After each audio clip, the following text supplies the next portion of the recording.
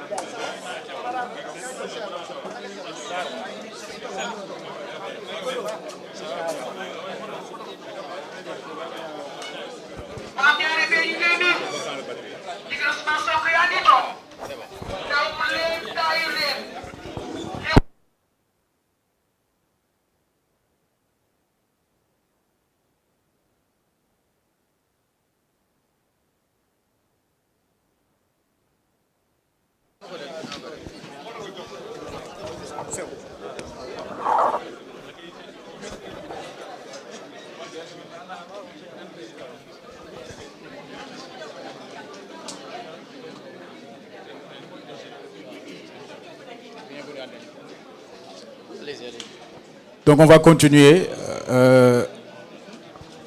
On va aller vite à la quatrième étape. Donc sous l'ère des socialistes.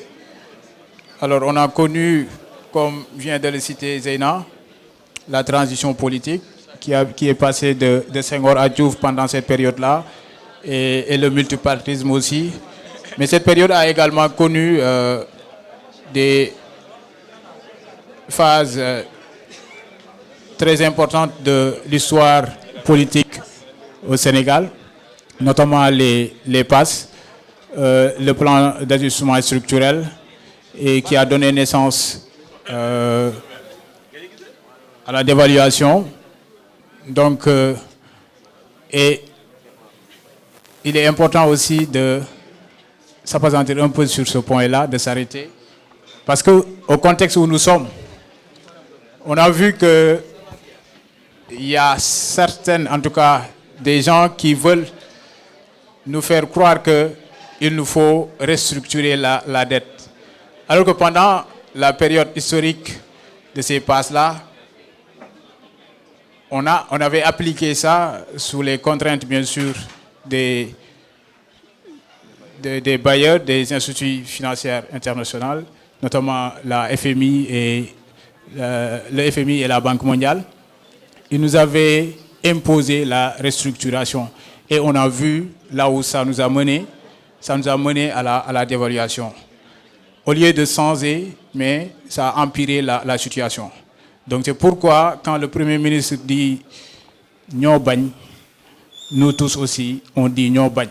Parce que nous sommes zéro restructuration. Parce que nous, on a la capacité, notamment avec notre plan de redressement, et ils en appellent également à la jeunesse de se l'approprier. Parce que selon les chiffres actuellement disponibles, avec ce plan, on a réussi à mobiliser presque 900 milliards. Donc ce qui prouve qu'on a les capacités, en tout cas, de faire face à ce que nos prédécesseurs ont fait comme dégâts. Mais nous, ensemble, on peut arriver à relever le défi sans passer par une restructuration. Donc, on va également aller à la cinquième étape. Donc, on va un peu presser le pas, vu que le principal conférencier est venu. Alors, à la cinquième partie, on va parler des libéraux, de 2000 à 2014. Alors, pourquoi de 2000 à 2014? Alors qu'on sait qu'ils ont commencé à 2000, mais ils ont fini en 2024. Mais, pourquoi il est important de s'arrêter à 2014? Parce que c'est à 2014 que Pastef, les Patriotes, est né. Et à partir de cette étape-là, c'est une nouvelle ère qui s'ouvre. Parce que la révolution patriotique, peut-être, même si elle a commencé en 2021, mais c'est un travail d'une longue haleine. Depuis que Pastef est créé en 2014, c'est une conscientisation, c'est un travail de terrain qui nous a permis de capitaliser toutes ces énergies-là pour enfin pouvoir faire face au régime de Macky Sall.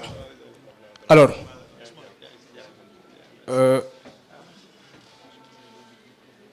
pendant cette période-là, la jeunesse a également marqué sa présence à travers les événements qui se sont passés en 2011, notamment avec, comme vient de le citer Zeyna, le mouvement Y en a marre et autres, qui ont quand même prouvé que la jeunesse, elle était là et elle continue d'être là pour relever les défis et pour se donner, pour se sacrifier quand la nation le demande.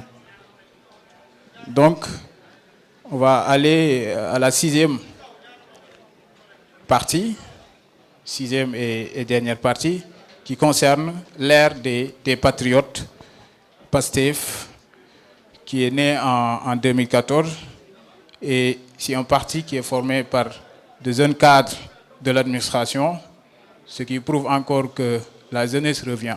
Donc c'est toujours la jeunesse qui porte en tout cas des initiatives novatrices, des initiatives qui appellent à la rupture, et c'est à la jeunesse également d'accompagner ces initiatives-là pour qu'elles puissent réussir.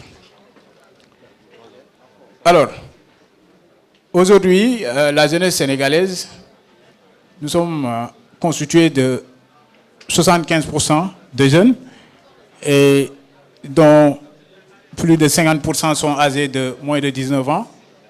Alors nous constituons vraiment la masse la plus importante de la population. Et donc à PASTEF, si PASTEF a réussi, en tout cas cette prouesse-là, cette révolution-là, c'est parce que cette masse-là, elle est avec PASTEF. Cette jeunesse-là, elle est avec PASTEF. Et donc, c'est à cette jeunesse-là de continuer à être avec PASTEF pour relever tous les défis qui se dressent, en tout cas, ou se dresseront devant nous, pour qu'ensemble, on puisse dire, comme je viens de le dire, 5 siècles. Parce que pour moi, on peut bien le faire. Alors, je vais essayer juste de faire une petite explication par rapport au manifeste, vu que le temps est imparti est très limité. Donc là, je vais essayer un peu de donner un point de vue par rapport à l'appel des patriotes pour un peu expliquer à la jeunesse et les inciter à se l'approprier, à faire de ce manifeste-là une référence. Et donc là, du paragraphe 1 au paragraphe 6, là, il y a un questionnement, d'accord?